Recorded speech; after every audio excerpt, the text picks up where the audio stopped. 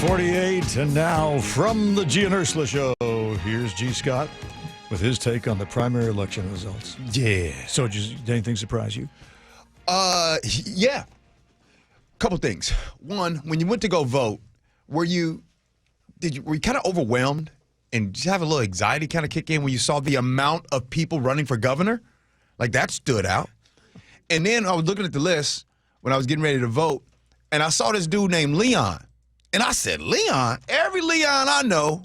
You know what I'm saying? So I said, I'm curious. I've never heard of a politician in the state of Washington named Leon. So I go to the list. I'm like, man, who's Leon? Leon prefers the Trump Republican Party. And I thought, oh, that's a thing? Anyways, I never met it's a white man from Shelton. Oh. So his name's Leon. I never met a white Leon before. So anyways, Leon got 2% of the vote. He got like 20,000 votes. So he didn't do that bad. Mark Mullet got 5% of the vote, right? And I think that I don't think there was any surprise. No, yes, there was a surprise. The Republican Party endorsed the man that got 6% of the vote.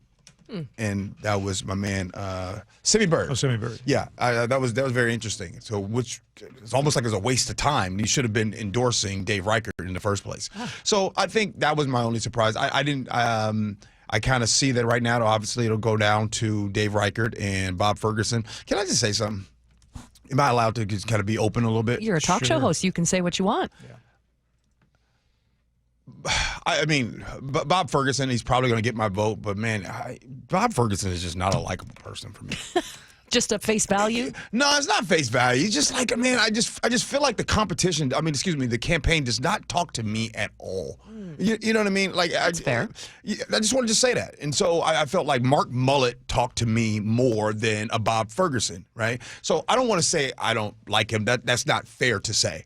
I want to be very specific and say, Bob Ferguson's campaign does not talk to G. Scott, right? Yeah. Not to say that all campaigns need to talk to me, but Mark Mullet's campaign talked to me more than Bob Ferguson. So that stood out. Down in Pierce County, they got the mayor race. The sheriff race that's going on, and it was interesting. You have Keith Swank is in the lead. He was a former Seattle cop. He was kind of in charge of kind of clearing out CHOP, so he's doing well down there. He's in the lead in front of Patty Jackson, and in third place was Cindy Fajardo. So I think that vote kind of got split. So the interesting thing is going to be what's going to play out when it is Patty Jackson against Keith Swank down there for Pierce County Sheriff. So other than that, that's about it. That really stood out to me. What about the introduction of Tim Walz? What'd you think of that rally yesterday?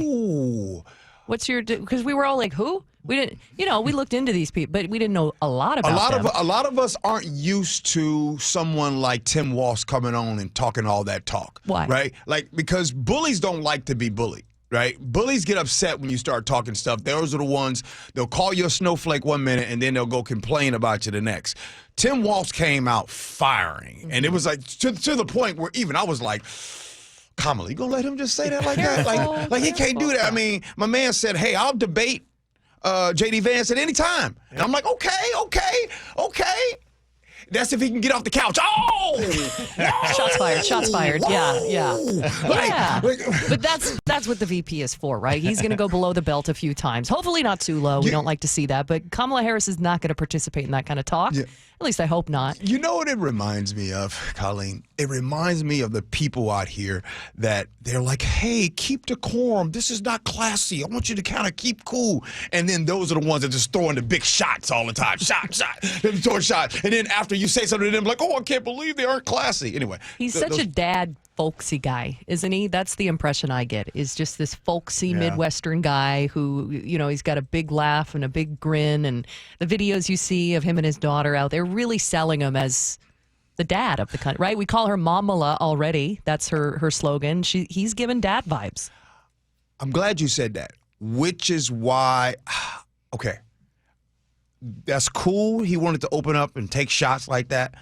I want him to tone that down a little bit. I want him to lean into the dad vibe. Like, I'd be uncomfortable if Dave Ross got on the show and started taking shots and got uncomfortable if he starts talking about J.D. Vance getting off the couch. I have to admit, I did cut that part of the clip off. I noticed. Yeah. Dave doesn't like meanness. He doesn't like anger. He doesn't like blue humor, which is all me. So no, I've been trying to get and by the way, fight out of Dave for 10 years. It's me too, right? In that case, I like that kind of I know, stuff. me too. However, the Dave Rosses of the world, Tim Walz, I need y'all to stay the nice guy. Because sometimes, you know that nice person that starts swearing? You're like, bro, you don't even sound right. Like, stop swearing. Like, that's not you. Now, Colleen, that's Colleen, right?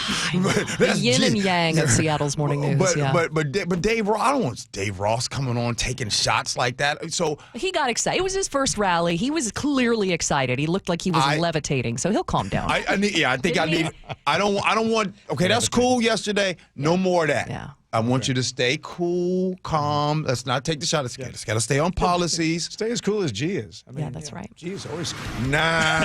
So cool. Nah, I kind of feel bad by getting on talking about campaigns not speaking to me. I probably shouldn't have done that. What are you talking about? You deserve to have you deserve to be heard. You deserve to be spoken to. So What do you want? You know that kid in the class, but you have to invite him to the birthday party, but you don't really want to, but you have to be nice. Yeah. That's sometimes how I feel about Bob Ferguson's campaign. It's 8:54. Or that, you could just look at his 12-year record, but that's an entirely different situation.